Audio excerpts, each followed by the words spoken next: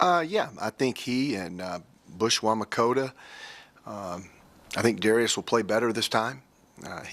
Invold kind of won that battle last game, and Darius has been playing better since then, so I'm sure he'll be up for the challenge. When Shaq kind of hits a rough patch in practice or whatever, is he able to kind of self-correct and get himself going on the right path again now? No, I wouldn't go that far. There's just certain times when he's really motivated, and those are times when he usually plays his best. Other times when he's not so motivated and he's kind of average.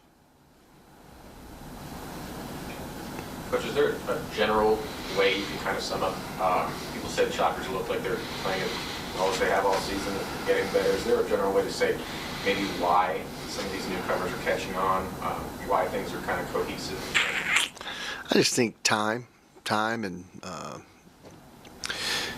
practice time, time in the gym away from practice, getting stronger.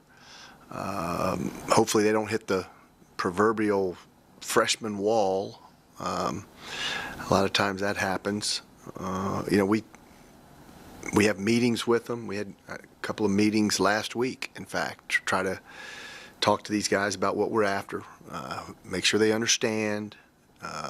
Make sure they understand that playing time is still there for guys that produce in practice and then produce in the games. And I think that the message got through to several of them.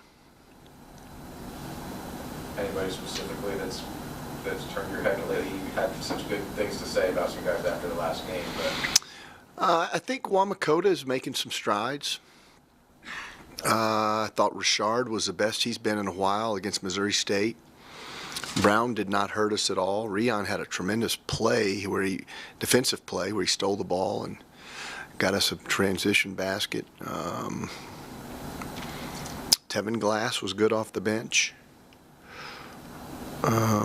So, we've got a number of them, and it's always different guys, and you're going to have that when you have 8 first-year guys. Did Richard hit that freshman wall? I don't know about that. You'd have to ask him. I don't really know. How about Bush? What kind of things are you seeing from him that you like? Well, he's rebounding the ball very well. He's always played pretty inspired. He's rebounding. He's not fouling as much defensively, and he's rebounding it better on both ends. Coach, you guys drastically out-rebounded Missouri State in that game. It was like 40-24. Is that where you expect you want that ratio to be? Well, if we could do that every game, we'd be the best rebounding team in the history of college basketball. I mean, that'd be wonderful to out-rebound the teams by 16. I don't know if that's ever been done. You have to check that, Paul.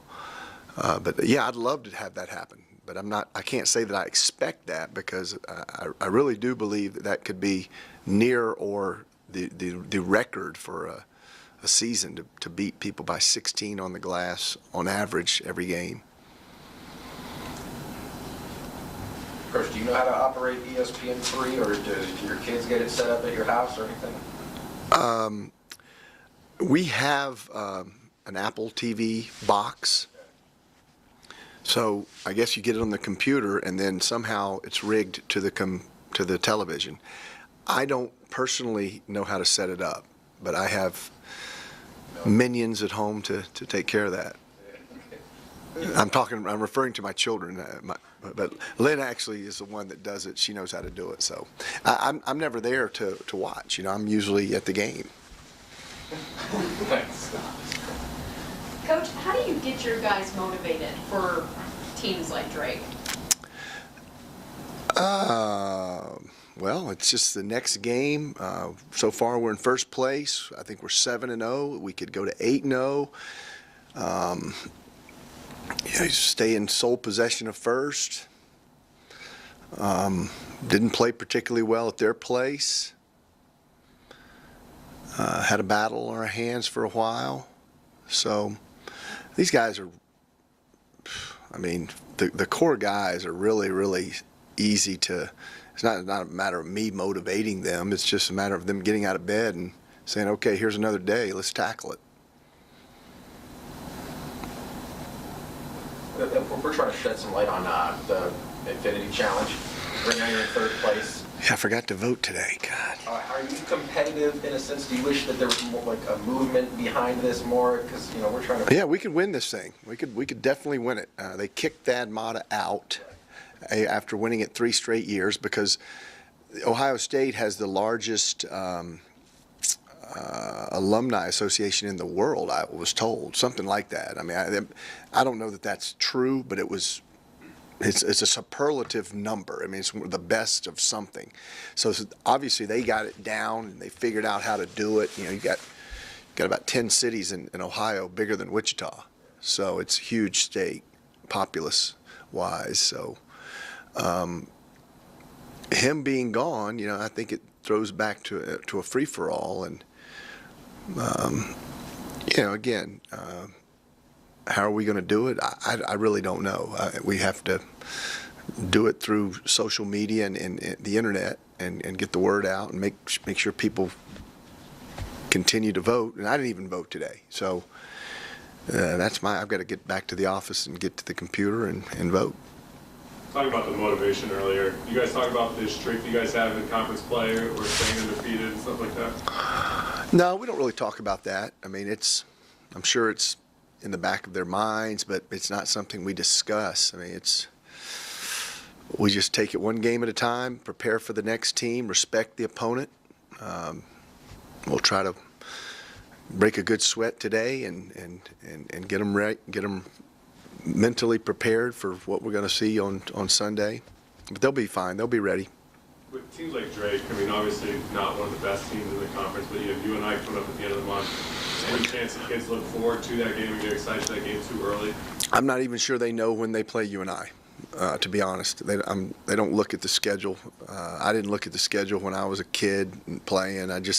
Whoever we're playing next, and let's get through this practice today. And no, we're not going to talk about you and I for sure. We're going to talk about Loyola after Drake, and Drake the next 2 days. And Sunday evening, we'll start talking about Loyola. Coach, I'm hoping to do a little story on Eric Hamilton over at Sunrise. Do you guys keep some checks and balances on him during the season? You get progress reports from Kyle, or how's that? Yeah, we do. We've been over to see him a couple times. I haven't seen him play in a game. I saw him play in a scrimmage, but I think Hires been over. And he comes over here. He comes over and watches practice. They're very pleased with him as far as his maturity, he's cutting his body up, getting in better shape, just learning how to play and playing with a more tenacity and discipline, if you will. So they're very excited about him. He's just a tremendous kid from what we can tell, and he's getting better. Anything else? All righty.